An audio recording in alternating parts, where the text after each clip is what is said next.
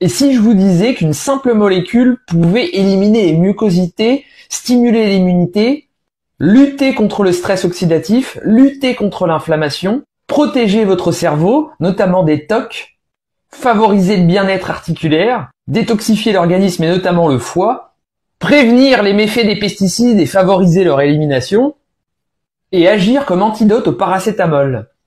Vous l'avez reconnu ? Il s'agit de la N-acétylcystéine, communément appelée NAC. Qu'est-ce que la N-acétylcystéine ?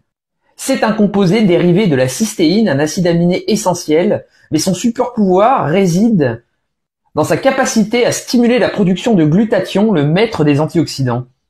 La NAC prévient les dommages causés par les pesticides et favorise leur élimination, grâce à ses vertus antioxydantes, anti-inflammatoires et détoxifiantes. Elle a une action protectrice de la même manière pour prévenir les dommages engendrés par les toxines.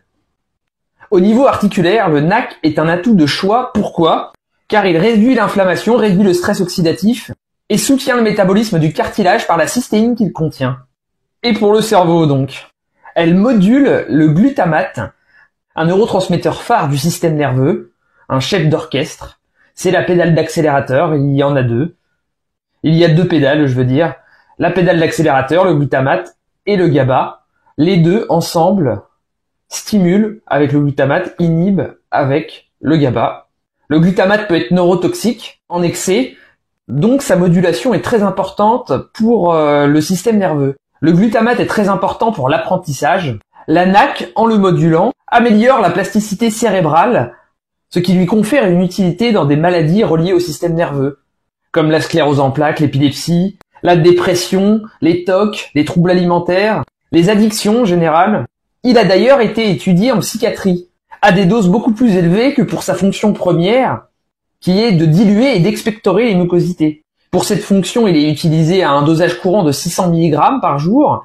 Ici, dans ces études, il a été utilisé au dosage de 2 à 2,5 g par jour, avec des effets positifs pour les TOC, la dépression, les addictions.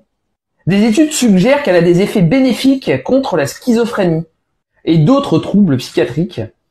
Demandez conseil à votre médecin ou à votre psychiatre avant toute supplémentation. Il est donc un atout de poids en psychonutrition. Venons-en à son indication première, dissoudre et éliminer les mucosités. Si vous êtes fréquemment sujet à des infections ORL, à des congestions des sinus, ORL en général, la NAC est faite pour vous, car elle agit comme un fluidifiant des mucosités, en cassant les ponts disulfures dans les sécrétions épaisses, permettant de les évacuer plus facilement. En parallèle, la NAC stimule l'immunité, en soutenant le système immunitaire et en favorisant l'élimination des mucosités, elle favorise la diminution de la fièvre et de l'infection donc. Elle stimule l'immunité avec son effet antioxydant en stimulant le glutathion, notamment. Elle est aussi oxygénante, elle favorise la vitalité, la respiration cellulaire, de par ses effets antioxydants, et la détoxification, tout en étant anti-inflammatoire. Elle améliorera donc le métabolisme basal du corps, favorisant ainsi la perte de poids et l'élimination de la cellulite et des graisses viscérales. De par ses effets de modulation du glutamate, elle régulera l'appétit, ce qui est très important pour perdre du poids. Avec le fait qu'elle favorise la respiration cellulaire, la production d'énergie, elle sera utile pour améliorer les performances sportives.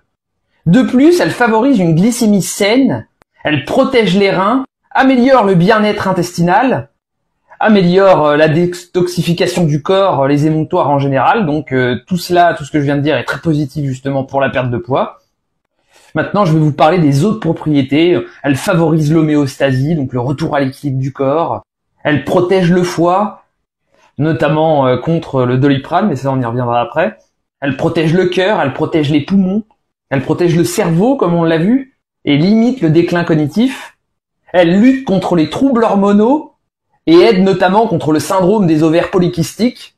Elle améliore la fertilité, améliore le bien-être de la peau, des muscles, des ligaments, des tissus en général. Elle est contre-indiquée aux femmes enceintes, aux enfants de moins de 4 ans, aux personnes ayant des troubles hémorragiques et avant de subir une intervention chirurgicale. On peut l'utiliser à partir de 4 ans donc. Il existe des cas rares d'allergie, des cas rares de nausées ou troubles digestifs. Elle est à utiliser avec précaution pour les asthmatiques, risque de bronchospasme. Elle n'est pas présente dans les aliments à proprement parler, mais on peut trouver de la cystéine dans les aliments, qui est beaucoup moins assimilable que la N-acétylcystéine. Venons-en maintenant à son rôle d'antidote contre l'intoxication au paracétamol.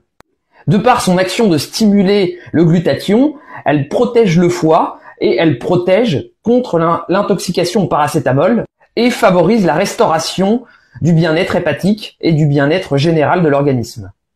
Vous avez pu découvrir dans cette vidéo les incroyables bienfaits de la N-acétylcystéine, la NAC, notamment en prévention et pour faire face aux infections de l'hiver. Donc qu'attendez-vous pour vous en procurer? Vous pouvez vous en procurer au laboratoire La Royale, lien en description. Je vous joins le lien de mon article sur la N-acétylcystéine en description. Si vous souhaitez prendre rendez-vous avec moi en visio ou en présentiel pour prendre soin de votre bien-être, allez-y, lien en description. Bonne journée!